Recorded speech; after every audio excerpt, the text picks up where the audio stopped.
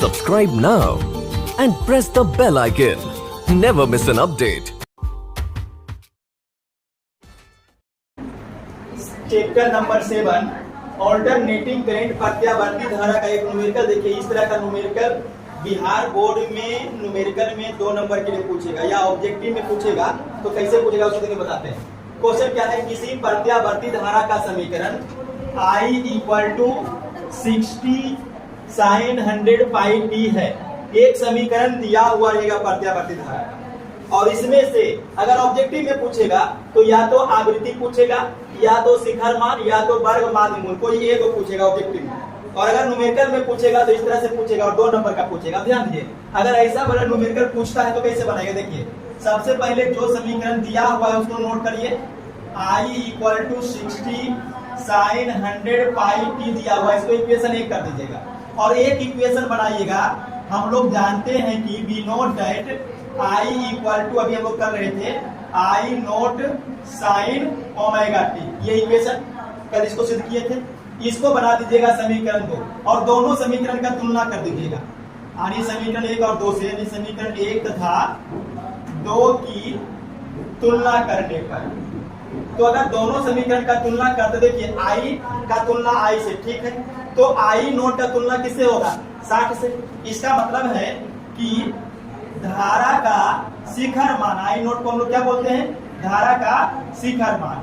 तो धारा का शिखर मान नोटेशन I नोट और कितना हो गया देखिए 60।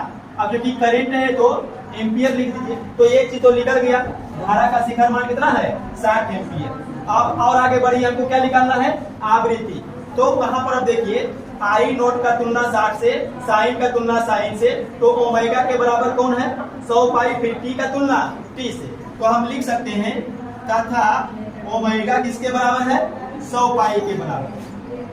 अब यहाँ पर ध्यान दीजिएगा, देखिए ओमेगा इक्वल टू एक फॉर्मूला आपको बताया गया होगा, ओमेगा इक्वल टू थीटा बटा टी, और इसको जोड़िएगा तो ओमेगा इक्वल टू, अगर हम टाइम को पूरा एक चक्र के लिए लें तो एक चक्र में कितना कोण बनता है 2 पाई और बटा टी, यहाँ पे स्मॉल टी कर दीजिए, ठीक है। अब टाइम अगर कैपिटल टी ले लिए हैं, इसका मतलब एक पूर्ण चक्र, और एक पूर्ण चक्र में कितना बनेगा 2 पाई। इसको और तोड़िए, हम लिख सकते हैं इसको 2 पाई गुना 1 बाई टी, और देखिए 2 पाई, अब 1 बाई टी किसका मान होता है, आवृत्ति का, न्यू का। तो अब सीधा सीधा लिख सकते हैं omega equal to 2 pi nu. तो यहाँ पे देखिएगा ओमेगा का मान 2 पाई न्यू, न्यू क्या है आवृत्ति, और ओमेगा क्या है कोणीय आवृत्ति या कोणीय वेग 100 पाई। अब यहाँ पर देखिएगा कितने बार में कैंसिल होगा, 50 बार में। तो आवृत्ति कितना आ जाएगा 50, और आवृत्ति का मात्रक हर्ट्ज या प्रति सेकंड, तो 2 निकल गया, आवृत्ति निकल गया। अब तीसरा रह गया है वर्ग माध्य मूल मान। तो देखिए अब वर्ग माध्य मूल धारा या वर्ग माध्य मूल मान तो भी कहिए, इसका एक सिंबल होता है IRMS। ध्यान दीजिएगा, root mean square current, root mean square यानी कि वर्ग माध्य मूल धारा। इसका फॉर्मूला होता है I नोट बाई रूट 2।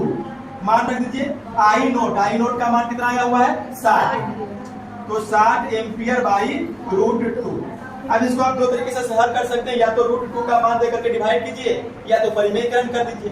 तो अगर हम परिमेयकरण करेंगे तो 30 रूट 2 एम्पियर आ जाएगा, ठीक है। तो ये देखिए इस तरह का न्यूमेरिकल आपसे पूछेगा, लोग इसको नोट कर लो।